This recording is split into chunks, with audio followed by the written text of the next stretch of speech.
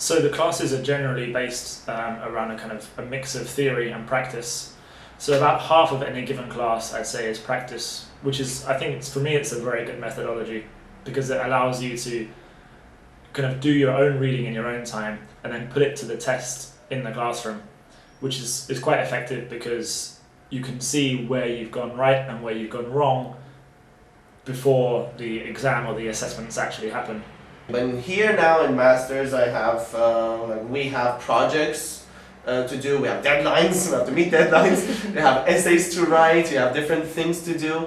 This course is quite intensive, and you need to study on your own quite a lot if you want to feel ready in the class and you want to do the proper research in the future. I study, as I said, 2 hours more per day apart from the classes. I think we have the classes like 12 hours per week approximately or something like that, 10, 12 hours, plus my 2 hours every day. It's gonna be around 22 hours altogether. Okay. And I think that is enough.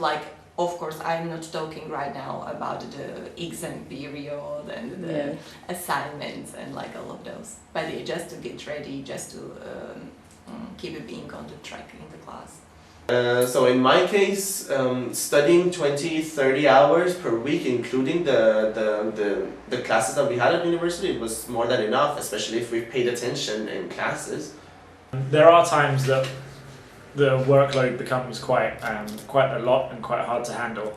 But again, there's nothing less than is necessary to realise your goals of being a good researcher or learning fully about the topic that you've chosen.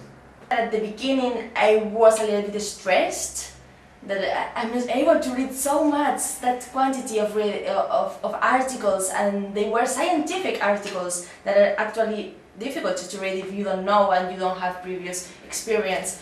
But we had some subjects where we learned how to focus on important things. We learned the structure of a research paper, and that really helped because from then on I could have I acquired this reading skill that enabled me to follow and to be able to handle everything and be efficient when reading articles. The assessment style is varied, so I think that's good. It doesn't favour any one style of learning. Whereas in England there's a lot on essay writing. I've found that in this master's programme there is group work, there is individual presentations, group presentations. There is a strong research focus, so there's a lot to do with experimental design and actually going through and running small research projects, which is really good to get that practical experience. So another aspect that would contribute to research on GLIL and educational system would be CLI, that is cross-linguistic influence, because we've got a lot of multilingualism around. So we need to really understand these kids if we want to design something for them to learn a language specifically. Because it's a research master's, right?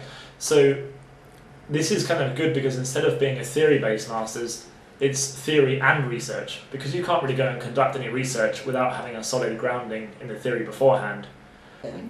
Attitude towards the student is much more personal.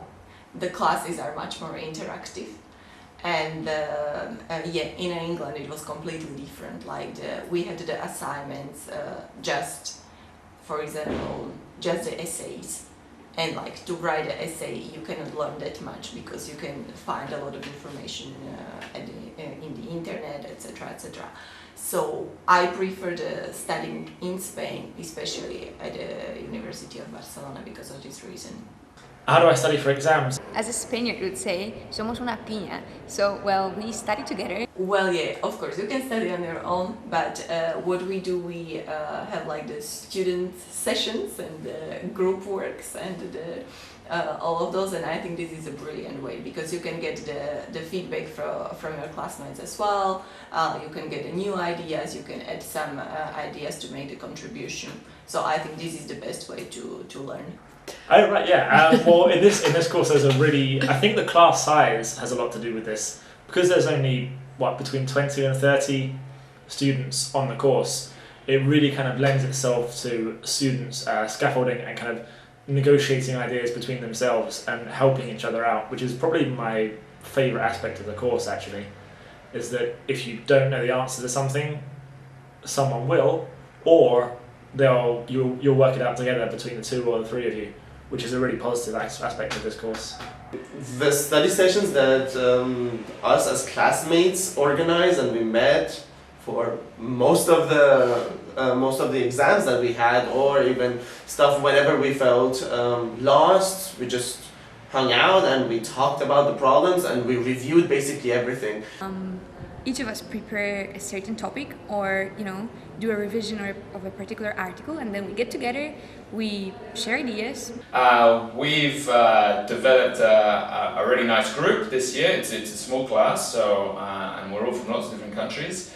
And when we've had exams that maybe we thought were pretty difficult to work on, we've actually organised ourselves to meet up, and we've had study sessions just to make the whole experience a little bit more sociable.